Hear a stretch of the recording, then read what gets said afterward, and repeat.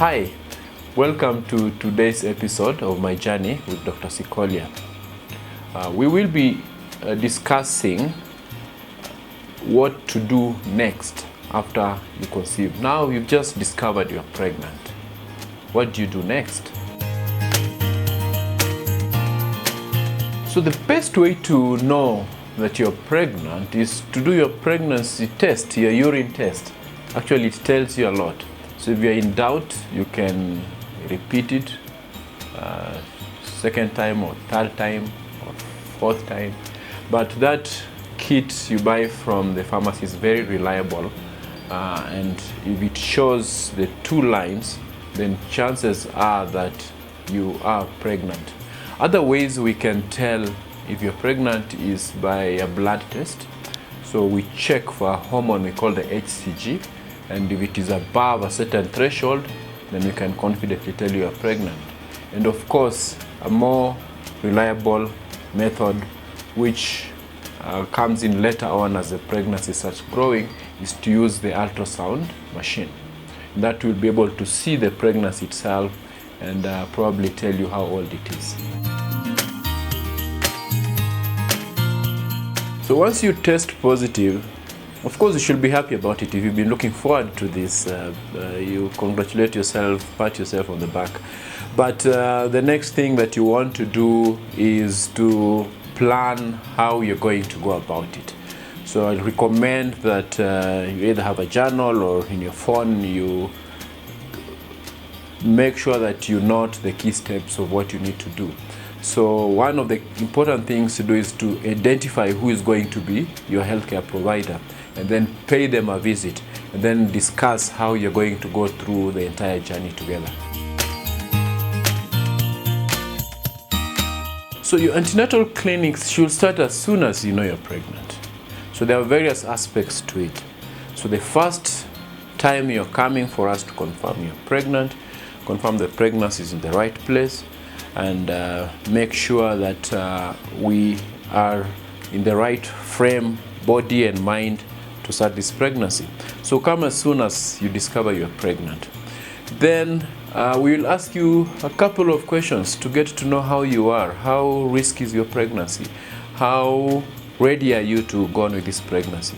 And it is only then that we'll be able to determine how often you'll be coming for your prenatal care. So remember, there is no standard number of times that you'll come. But on average, you should be seen at least every month during the entire period of pregnancy. Should we think that you need more visits, and then we'll be able to either reduce them or even prolong them to fit your needs, your health needs. Antenatal clinic is a very important aspect of pregnancy. And it's the only way we'll be able to know whether your pregnancy is doing well, whether your baby is fine or not. Of course, if you choose to not to attend, there are many things that may be missed out, and you'll only discover them either at the time of birth or when things start going south. So it is important that at every step of the journey, you have someone who's skilled, able to evaluate you, look at your baby and yourself, and then give you stepwise advice on how to progress on with your pregnancy. So in a nutshell, you don't want to have these unpleasant surprises that could come along the way. So remember, during your preconception care, we started you on folic acid and other vitamins and prenatals that you may be taking. So you continue with those, but you need to confirm with your provider whether you need to continue, which ones you need to stop. So the thing that I will discourage you from doing is buying unprescribed medicines, either from the pharmacy or from the shops, without the blessing of a healthcare provider, because some of these medicines could actually interact in such a way that they will not be, they may be harmful to either you or the baby. So it's always important that you run through any medication or any supplements that you like to take with your doctor. So once you're pregnant, pregnancy is divided into three stages. We call them the trimesters. So the first trimester, second and third. So in the first trimester, where we are at the moment, the key things that you are concerned about is bleeding. So we don't want you to have any bleeding, and any amount of bleeding that you experience, you should actually report it, because this could signal a miscarriage. The same with pain. So you may have dull pains on and off in early pregnancy, but if you have any sharp pain or cramping pain that is persistent, then that is something to report. Then the other things that are key, like having any fevers in the first trimester, you should report. If you're having any severe headaches that are not responding to simple measures like rest, water, or simple painkillers, then those are key things to observe and report to your healthcare provider. We shall be taking you through in the subsequent episodes on how we assess the well-being of your baby and see how the baby is doing. But now that you just discovered you're pregnant, I will strongly encourage that you have your first scan done at least by the third month. And the purpose of this scan is to see, first of all, what the size of the pregnancy is. So for instance, what you are seeing here is a scan of a baby in the first trimester.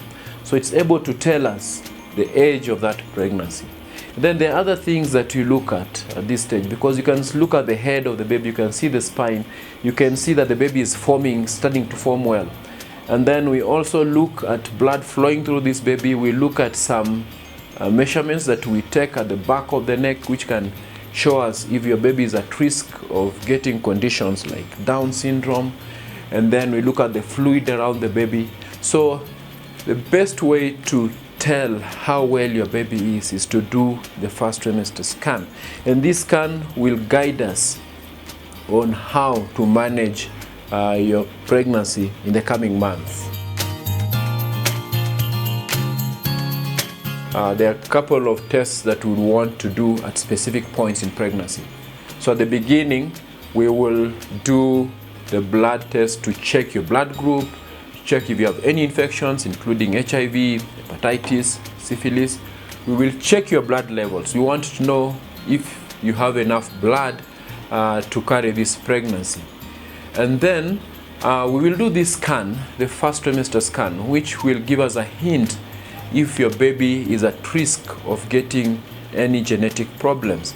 And we may send you for additional blood tests that will give us a risk stratification on whether your baby is has chances of getting these genetic problems. So once we have those, depending on what we find, if we are clear, then we will plan for you to have another scan at around 20 weeks of pregnancy, and then at around 24 weeks we will check your sugar levels. So there's a test we do to see if you're at risk of getting gestational diabetes, which is diabetes that comes as a result of pregnancy. And if all is well, you may not need any further tests until late in the third trimester, around 36 weeks, when you do a scan to see how your baby is growing, and then also check your blood levels. But remember, that is for pregnancy that is uncomplicated, without any problems. This may change and may be tailored to your pregnancy depending on what we find. So if you develop, for instance, hypertension, we may want to do your scans much more frequent. We may want to do more tests and more frequently than someone who does not have any other problem. Pregnancy is an additional stress to your body, because there are so many things that happen, so many changes that happen during pregnancy. For instance, your blood volume increases by up to about 40%. So you're almost having double your volume of blood that you had. Your heart is racing. It has to beat very fast to supply you with nutrients, to supply the baby with nutrients. So there are things that we would want you to avoid is stress. So avoid any stressful factors. Avoid any habits that could put strain on your body. So we are looking at habits like smoking, taking lots of alcohol. Avoid sports that can also endanger you, for instance martial arts or very aggressive sports. But remember that we want you to continue with your exercise, because that is very important. That is the only way you'll keep your body fit and enable you to carry this extra load that nature has provided. And also we want you to maintain a healthy diet.